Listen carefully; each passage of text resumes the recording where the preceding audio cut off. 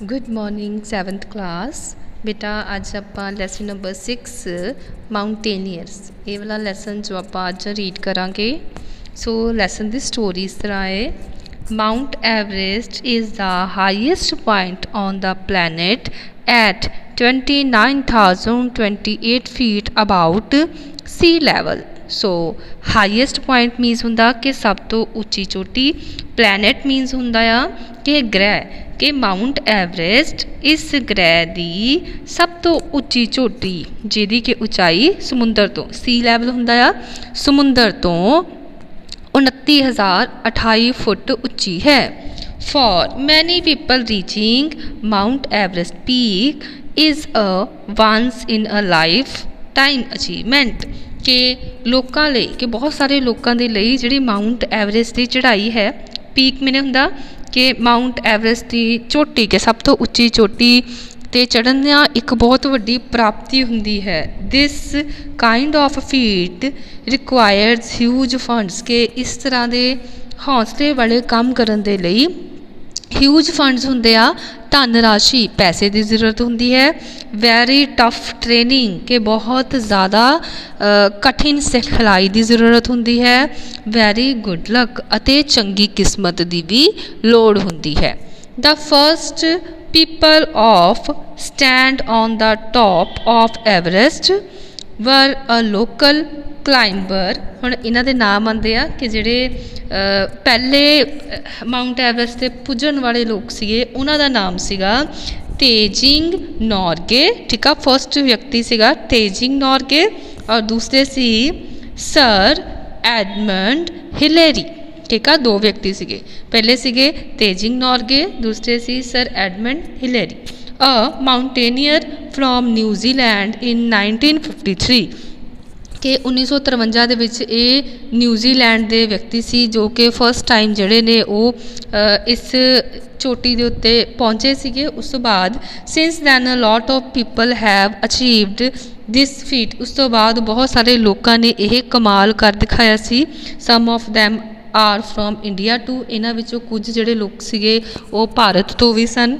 The first Indian to summit Mount Everest was Captain Avatar Singh Cheema 1933 to 1989 on May 20, 1965 कि इन्हां दे विचों जिहड़े भारत दे कप्तान चीमा अवतार सिंह चीमा सीगे, कप्तान सीगे। फोटो भी लगी हुई है थोड़ी बुक दे उत्ते। सो ये जिहड़े सीगे 20 मई 1965 ईस्वी दे विच इस चोटी ते गए सी।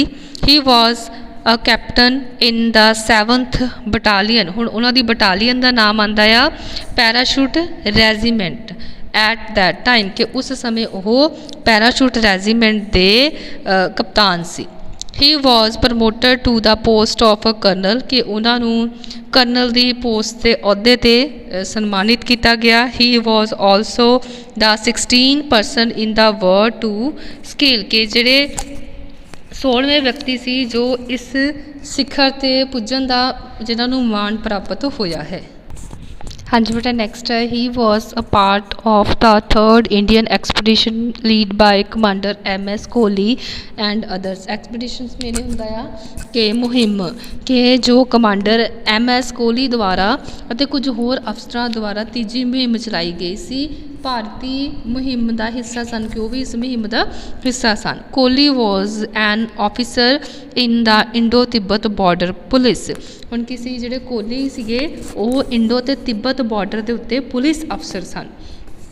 Both Cheema and Kohli were facilitated by the Indian government with Arjuna award. हुण की सीगा फैसिलेटेड मीनस हुंदा आ कि सन्मानित किया गया कि पंजाब सरकार वालों इंडियन गवर्नमेंट के भारतीय सरकार वालों उन्होंने अर्जुन अवार्ड के नाल सन्मानित किया गया।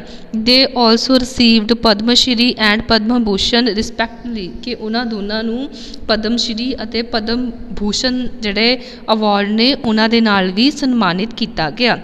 कोहली वॉज ऑलसो गिवन निशान ए खालसा बाय पंजाब गवर्नमेंट कि पंजाब सरकार वालों भी उन्होंने निशान ए खालसा दे नाल सन्मानित किया गया। A postage stamp was dedicated to success of the 1965 Everest expedition ਕਿ ਕੀ ਆ ਕਿ ਤੁਸੀਂ ਆ ਦੇਖ ਸਕਦੇ ਹੋ ਸਟੈਂਪ ਜੋ ਆਪਾਂ ਪੋਸਟ ਜਦੋਂ ਆਪਾਂ ਕੋਈ ਵੀ ਲੈਟਰ ਪੋਸਟ ਕਰਨੀ ਹੈ ਤਾਂ ਆਪਾਂ ਛੋਟੀ ਜਿਹੀ ਸਟੈਂਪ ਲਗਾਉਂਦੇ ਹਾਂ ਤਾਂ ਭਾਰਤੀ ਗੌਰਮੈਂਟ ਵੱਲੋਂ ਉਹਨਾਂ ਨੂੰ ਇੱਕ ਸਨਮਾਨ ਦੇਣ ਦੇ ਲਈ ਉਹਨਾਂ ਦੇ ਇੱਕ ਪੋਸਟ ਦੇ ਉੱਤੇ ਸਟੈਂਪ ਦੇ ਉੱਤੇ ਵੀ ਉਹਨਾਂ ਦੀ ਜਿਹੜੀ ਤਸਵੀਰ ਲਗਾ ਕੇ ਉਹਨਾਂ ਨੂੰ ਇੱਕ ਡਾਕ ਟਿਕਟ ਜਾਰੀ ਕੀਤੀ ਗਈ ਸੀ। ਠੀਕ ਆ ਜੀ, ਉਹਨਾਂ ਨੂੰ ਸਨਮਾਨ ਦੇ ਤੌਰ 'ਤੇ ਆਪਾਂ ਕਹਿ ਸਕਦੇ ਹਾਂ ਕਿ ਸਨਮਾਨ ਦੇ ਤੌਰ 'ਤੇ ਉਹਨਾਂ ਦੀ ਇਹ ਚੀਜ਼ ਕੀਤੀ ਗਈ ਸੀ।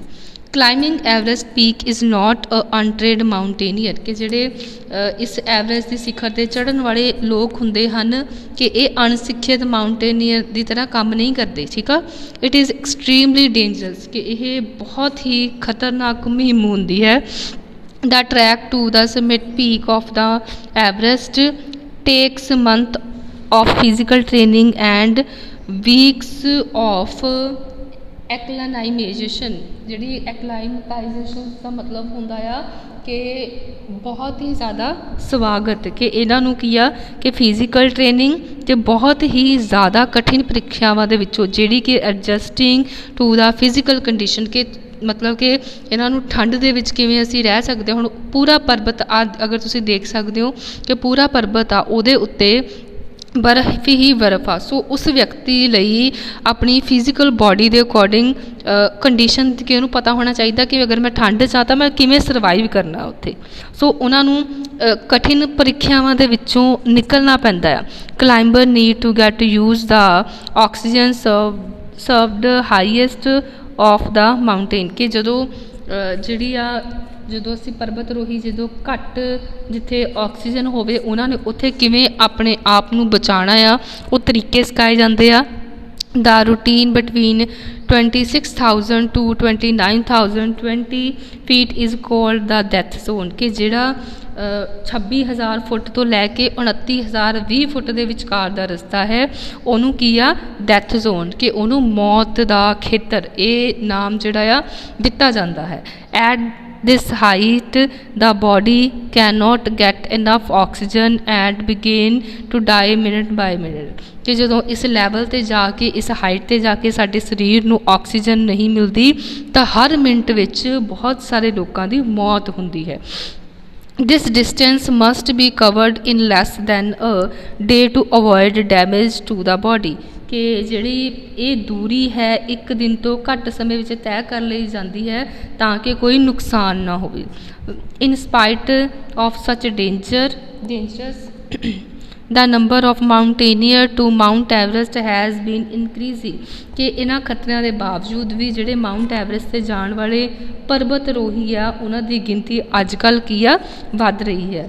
It has increased so much that the climber has to wait for hours for their turn to stand atop the peak ਕਿ ਇਹ ਕਿਉਂ ਜ਼ਿਆਦਾ ਵੱਧ ਰਹੀ ਹੈ ਇੰਨੀ ਗਿਣਤੀ ਵੱਧ ਚੁੱਕੀ ਹੈ ਕਿਉਂਕਿ ਪਰਬਤ ਰੋਹੀਆਂ ਨੂੰ ਸਿਖਰ 'ਤੇ ਖੜ੍ਹੇ ਹੋਣ ਲਈ ਆਪਣੀ ਵਾਰੀ ਦੀ ਬਹੁਤ ਘੰਟੇ ਉਡੀਕ ਕਰਨੀ ਪੈਂਦੀ ਆ। ਇਹ ਨਹੀਂ ਹੈਗਾ ਕਿ ਹੁਣ ਕਿੰਨੇ ਘੰਟੇ ਲੱਗ ਜਾਂਦੇ ਆ ਉੱਪਰ ਇਹਨਾਂ ਚੋਟੀਆਂ 'ਤੇ ਜਾਣ ਲਈ। This extra time in the death zone also increase the danger but it does not deter their adventurous spirit। ਹੁਣ ਕੀ ਆ ਕਿ ਇੰਨੇ ਖਤਰਾਂ ਦੇ ਬਾਵਜੂਦ ਵੀ ਖਤਰੇ ਵਧਾਉਂਦੇ ਆ ਬਟ ਫਿਰ ਵੀ ਕੀ ਆ ਉਹਨਾਂ ਲਈ ਉਹਨਾਂ ਦੇ ਉਤਸ਼ਾਹ ਵਿੱਚ ਕੀ ਆ ਕਿ ਜਦੋਂ ਆਪਾਂ ਇੰਨਾ ਖਤਰਨਾਕ ਕੰਮ ਵੀ ਕਰ ਰਹੇ ਹਾਂ ਡੈਥ ਜ਼ੋਨ 'ਚੋਂ ਵੀ ਨਿਕਲ ਰਹੇ ਹਾਂ ਤਾਂ ਕੀ ਆ ਕਿ ਉਹਨਾਂ ਦੇ ਉਤਸ਼ਾਹ ਵਿੱਚ ਤਾਂ ਵੀ ਕੀ ਆ ਕਿ ਕੋਈ ਕਮੀ ਦੇਖਣ ਨੂੰ ਨਹੀਂ ਮਿਲਦੀ ਹੈਗੀ। ਇਸ ਕਿੱਤੇ ਦੇ ਵਿੱਚ ਮਾਊਂਟੇਨੀਅਰਸ ਮਤਲਬ ਹੁੰਦਾ ਪਰਬਤ ਰੋਹੀ ਕਿ ਜੋ ਇਸ ਪਰਬਤਾਂ ਦੀ ਯਾਤਰਾ ਕਰਦੇ ਨੇ ਔਰ ਹਾਈਐਸਟ ਪੀਕ 'ਤੇ ਪਹੁੰਚਣ ਦੀ ਪੀਕ ਮਤਲਬ ਕਿ ਚੋਟੀ 'ਤੇ ਪਹੁੰਚਣ ਦੀ ਕੋਸ਼ਿਸ਼ ਕਰਦੇ ਨੇ। ਸੋ ਉਹਨਾਂ ਲਈ ਇਹ ਆਸਾਨ ਕੰਮ ਨਹੀਂ ਹੁੰਦਾ, ਬਹੁਤ ਖਤਰਨਾਕ ਕੰਮ ਹੁੰਦਾ ਆ ਬਟ ਫਿਰ ਵੀ ਲੋਕ ਉੱਥੇ ਜਾਂਦੇ ਨੇ। ਸੋ ਇਹਦਾ ਤਾਂ ਕਿ ਅਸੀਂ ਉੱਥੇ ਉੱਪਰ ਚੜ੍ਹ ਕੇ ਖੜ੍ਹੇ ਹੋ ਸਕੀਏ ਉਹਨਾਂ ਨੂੰ ਬਹੁਤ ਘੰਟੇ ਖੜ੍ਹਨਾ ਪੈਂਦਾ। ਸੋ ਬੇਟਾ ਇਹ ਜਿਹੜਾ ਲੈਸਨ ਆ ਤੁਹਾਡਾ ਮਾਊਂਟੇਨੀਅਰਸ ਇੱਥੇ ਖਤਮ ਹੁੰਦਾ ਹੈ। ਹੋਪ ਕਿ ਤੁਹਾਨੂੰ ਸਭ ਨੂੰ ਜ਼ਰੂਰ ਸਮਝ ਆਇਆ ਹੋਵੇਗਾ।